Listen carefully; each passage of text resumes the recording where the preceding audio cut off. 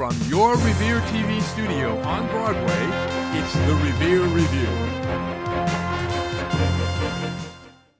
Hello, everyone, and welcome to the Revere Review. I'm Debbie Pesca. And I'm Ed DeVoe. Well, the casino vote outcome on February 25th, the voters of Revere once again went to the polls to decide if a casino should come to Revere. This time, in one of the most hotly contested battles the city has seen in its lifetime, the voters said yes by a 63% margin, a 4% increase over the first referendum vote last November. The next major hurdle to overcome will be the Mass Gaming Commission's decision in June on whether Mohegan Sun or Steve Wynn will get to build a casino. And in the meantime, Boston Mayor Marty Walsh appeared before the Gaming Commission earlier this month to ask that they, the city of Boston, be reinstated as a host city with the right to negotiate for a more lucrative compensation package and, more importantly, the right to decide whether either of the two current casino proposals is approved. And on another front, the Mass Historic Commission has filed a letter with the State Environmental Secretary that could add more complexity to Mohegan Sun's plans to replace the Suffolk Downs stables with the proposed new casino. In the letter, Mass Historic stated that the proposed demolition and new construction will have an adverse effect on the character of the property. Although it is unlikely to halt the project, it could add significant delays and restrictions to the casino's design plans. We'll just have to wait and see how this one plays out. Yeah, that's for sure. And finally, anti-gambling forces within the state have been mounting their own campaign to put a question on the November ballot that would repeal the state's gambling law. The state Supreme Judicial Court will be hearing arguments on this matter in May and is expected to make a decision sometime after that.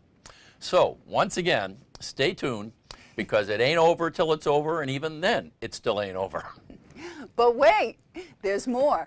In a communication just issued by the state environmental officials, Mohegan Sun has been ordered to launch a new study on the environmental impact of its proposed casino project. In their communication, the state informed Mohegan Sun that the current plan has changed substantially from Caesars and must be evaluated separately. The ruling also mentioned concerns about the new casino location being in a floodplain. They also asked the developer to identify the impact of plans to relocate horse barns and create a system to handle animal waste, and to provide an updated assessment of public transportation requirements, a new pedestrian and bicycle plan, and a new analysis of parking supply and demand. Mohegan Sun officials said their team had already been reviewing the issues raised in Sullivan's decision and can address most questions easily. They said that if awarded a license, they can begin construction as planned in 2014. So as we said earlier, stay tuned. There's more to come. Amen. Just keeps on going. And another sign of Revere's improved economic outlook, the city received an upgrade in its bond rating to AA- rating. According to Standard & Poor's, the organization that sets the financial stability of corporations and municipalities, the city is at a very strong capacity to meet financial commitments. It went on to state that due to the city's current financial strength, the new rating will remain in place for approximately 2 years.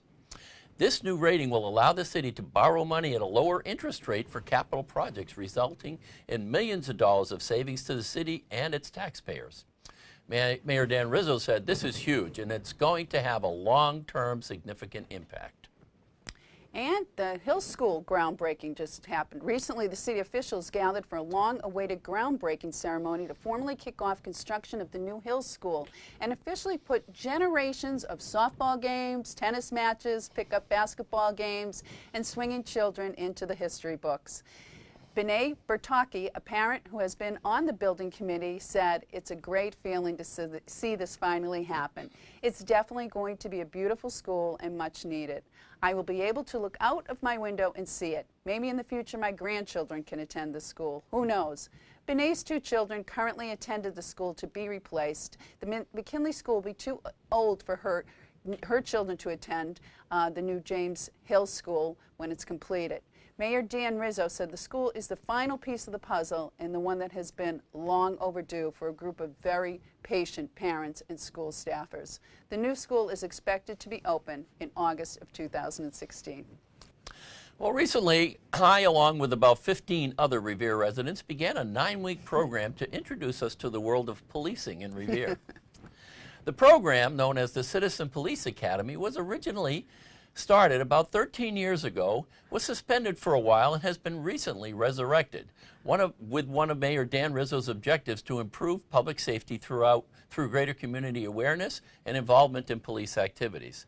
The mayor is a graduate from the original Citizen Police Academy and was present with the police chief, Joe Caffarelli, to welcome this year's participants. Our principal instructors and guides throughout the program will be Lieutenant Amy O'Hara, Lieutenant Michelle Mangino, and Police Officer Jerry Salvati, all longtime Revere Police veterans, well-respected members of the Revere Police Force.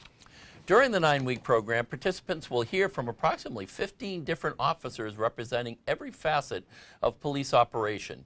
In one of the sessions, participants will actually ride with police officers as they patrol the streets of the city.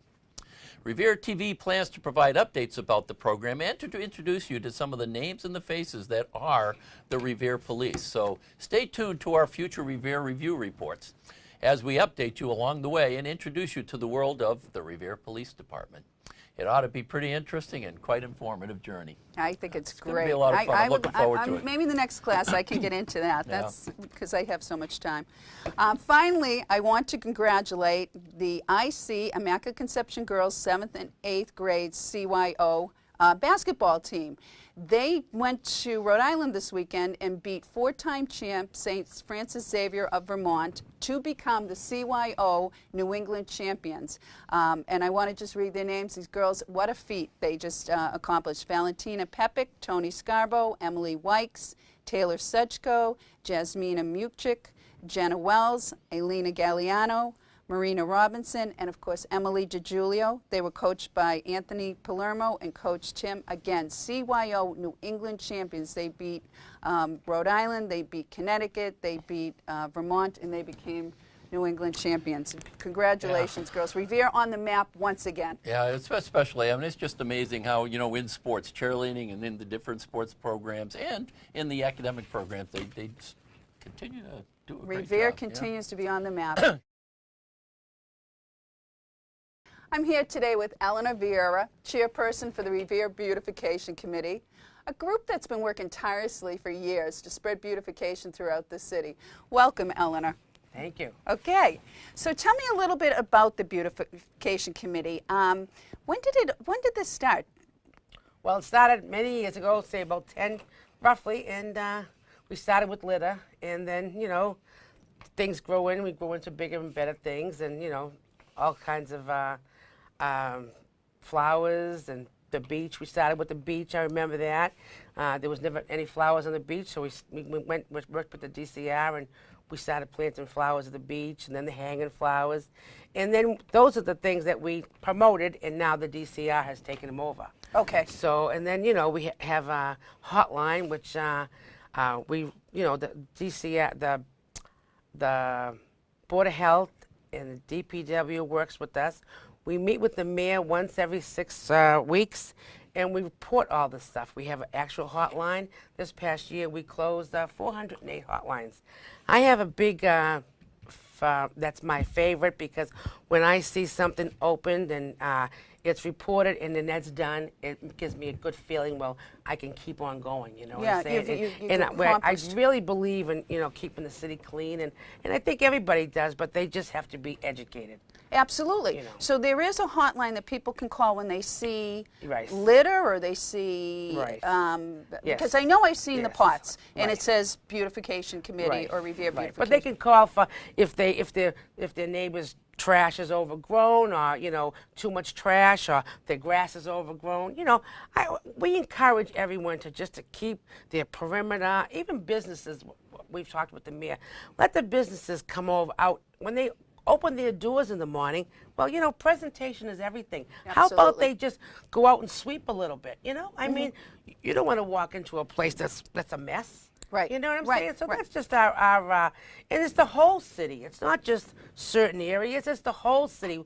You know, that's our responsibility. It's and, our pride. Yes, You yes, have pride in yes. your home, have pride That's in your business. right. That's right. That's right. Right. Now, So- what is the number they can call? You know, before I even get to that, you are here to do. You have a PSA that we're going to be showing. Right. Tell me about that.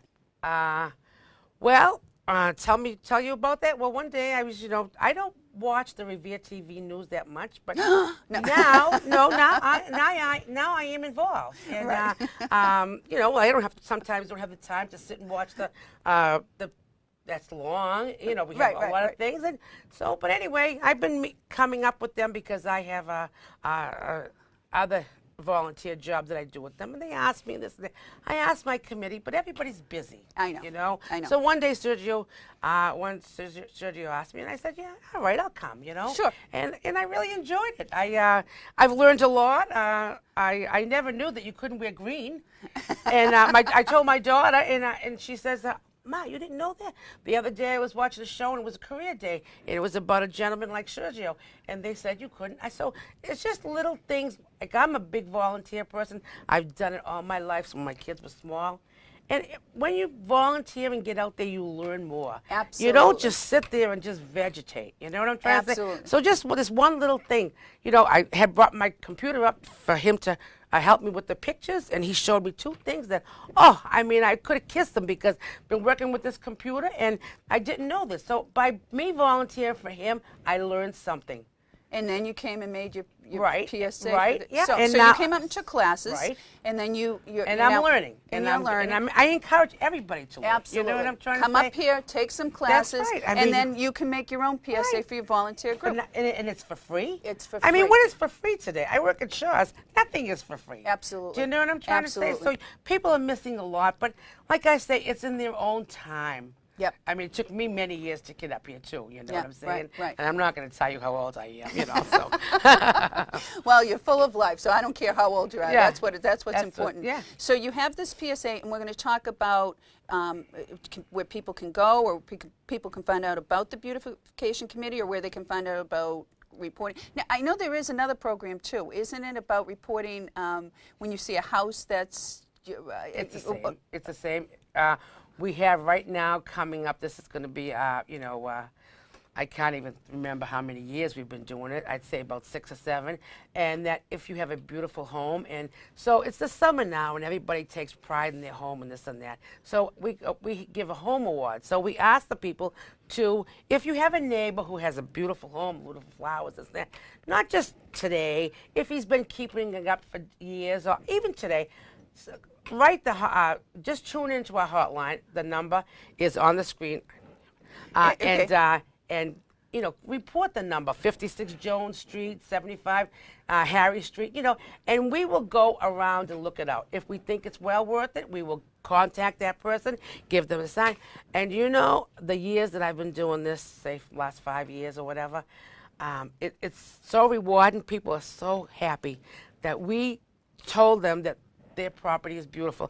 I mean, we've gotten invited for coffee, and I remember one lady, she had beautiful, set up the table for us. I mean, you know, they were so excited, and it gave, for a little sign and a little recognition, it gave me so much. You know what I'm trying to say?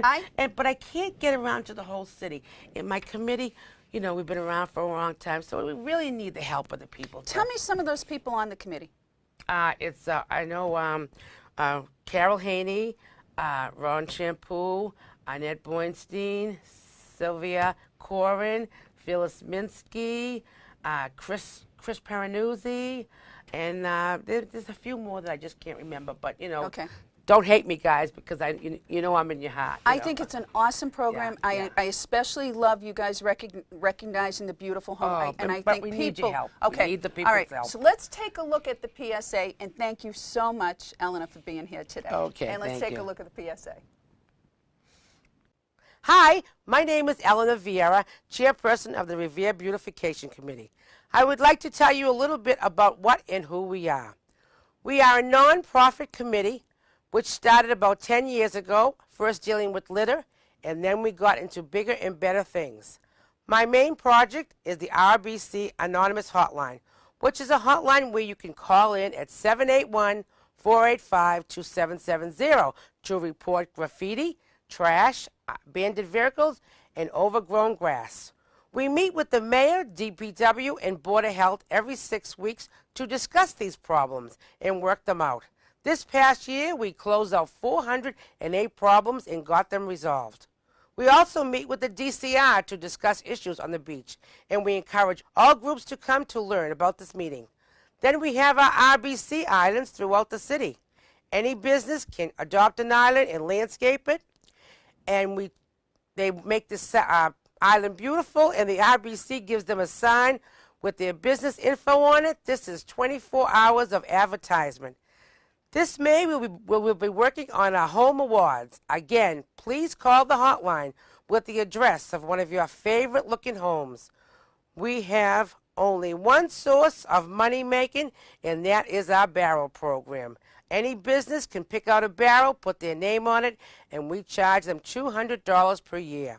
The RBC works with the whole city, and we encourage all of you to join, come help, and also, if needed, call our hotline at 781-485-2770.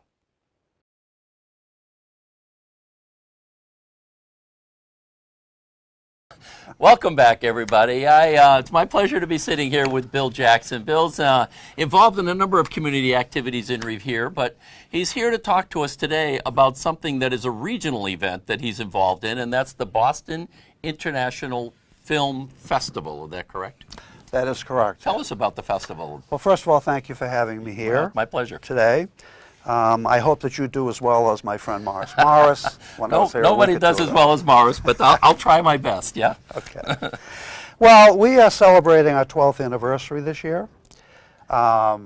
We are excited because we have films from 32 different countries, as well as the United States. And the festival begins April 11th, Friday, at 5 o'clock, and it goes for 10 days. The April 11th event is going to be a very big deal because we are actually going to have a red carpet out front. Hopefully, and I do the PR, we will have the 3 major stations coming to, to film everything. Just to give you an example of things that happen unexpectedly, we suddenly found out that one of the films was written, produced, and directed by the governor of Java. Wow, so that makes it an international event, not just a regional event now, yeah? Do you know where Java is? I have a general sense. It's in the South Pacific area, but that's about it. Well, that's very broad. Yes, I understand. You know that plane they're looking for? It's all over that area. Actually, there are 80 million people there, and this gentleman is the governor. So we got this email sent over from Java that this is the big deal. This is the big man. They want VIP treatment. They want a limousine to pick him up and bring him to his hotel, but they're going to pay the hotel bill and the bill for the flight. I think the reason they wanted us to set up the chauffeuring is because they probably couldn't do it from way over there, so we did that. The festival is in its 12th anniversary this year. And so it's been running 12 years in Boston. It's been running 12 years in Boston. Yes, it has been. Would you like me to talk a little bit about the history? Yes, please. Okay. The film festival was developed and started by a gentleman named Patrick Jerome. Patrick was a refugee from Haiti, because even back then, 20 years ago, he started to make films. And the thing is that Baby Doc Duvalier was the dictator, or they called him the president, and he left and flew to France because there was open rebellion in the streets. The country was then overrun by dictators from the military. Patrick continued to make these films, and he was not, they didn't want him there. So they were hunting him down. He came to Boston, he came to America, where he started this film festival. And right there you have, that's an exceptional thing for somebody to do, and we're all very proud of him. My job, would you like to know about my job? Sure. You know when the film is over? I go in and sweep up the popcorn. No. Scrape the gum off the floor and all that. Actually, I'm assistant to the executive director, and Patrick, whom I just mentioned, he is the executive director of the film festival. I do the public relations. That's why I'm here today, ladies and gentlemen. And also, I am chief of the moderators. Now, let me tell you what that means. Please.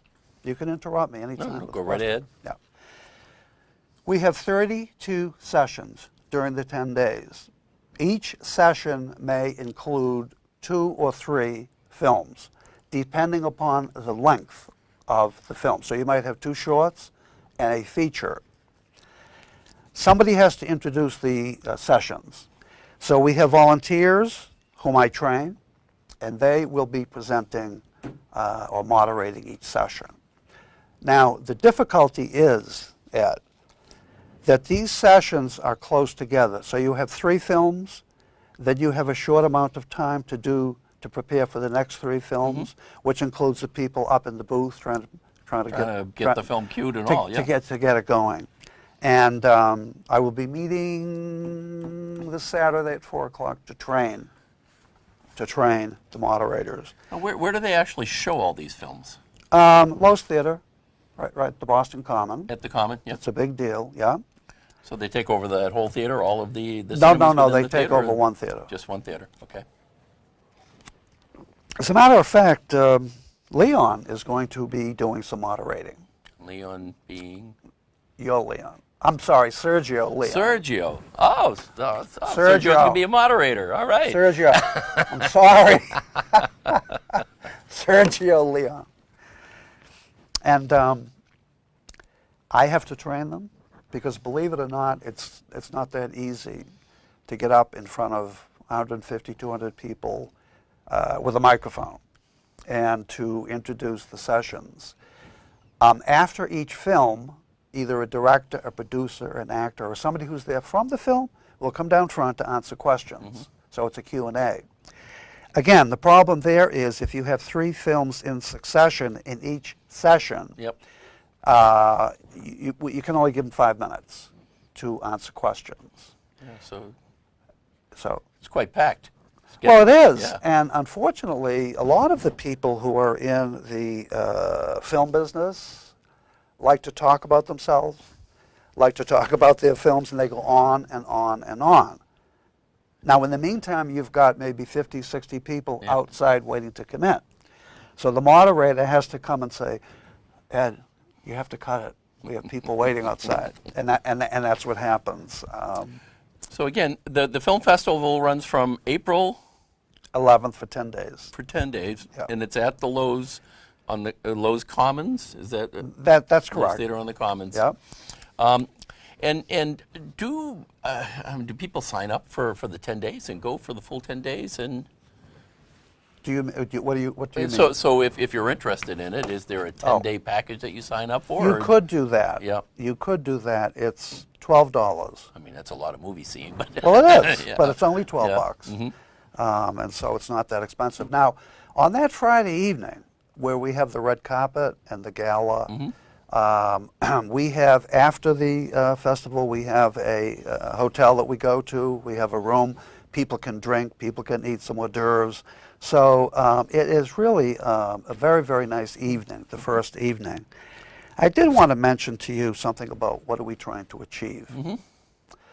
Well, basically what we're trying to do is to sort of educate the American people, or at least in Boston, about the cultures of other countries around the world. And that's why when a producer or a director coming from France, coming from Haiti, coming from Spain, coming from Indonesia, coming from Africa, they really make it very interesting. And usually the questions that are asked are very pertinent questions and very relevant questions. And I've learned a lot myself doing this moderating.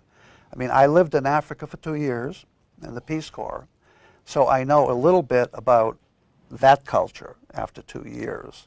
And so it just works out very well. There are.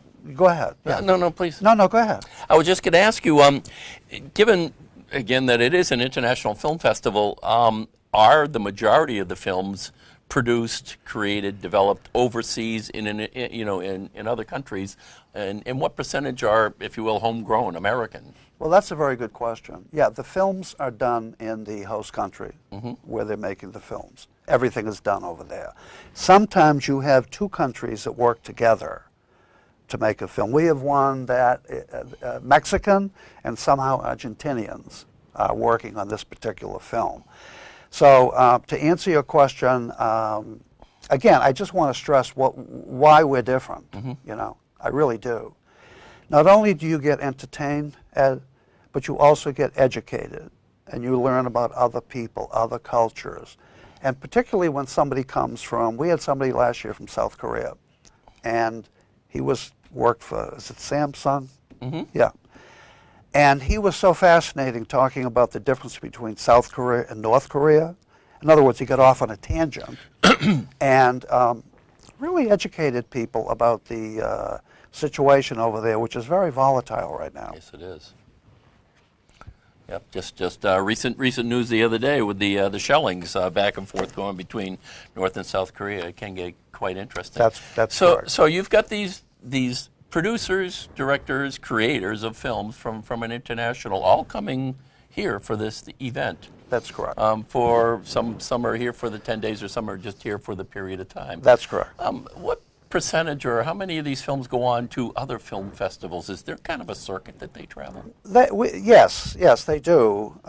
We've had a couple from Sundance Film Festival and good films. We've had a couple from that festival in New York. I forget the name of it, but it's a big deal. Yes, Tribeca. Maybe you should be answering these questions. But one of the things I wanted to mention, too, is from the technical aspect, because Sergio knows a lot about that, but we have one person who's really very, very technically oriented and who can fix things when they go wrong. Ask me what things go wrong. Well, things would go wrong, yeah. So, yeah, they would. For example, you're out there with the microphone, you have a big audience, you're introducing the film, and the microphone stops working. Been there.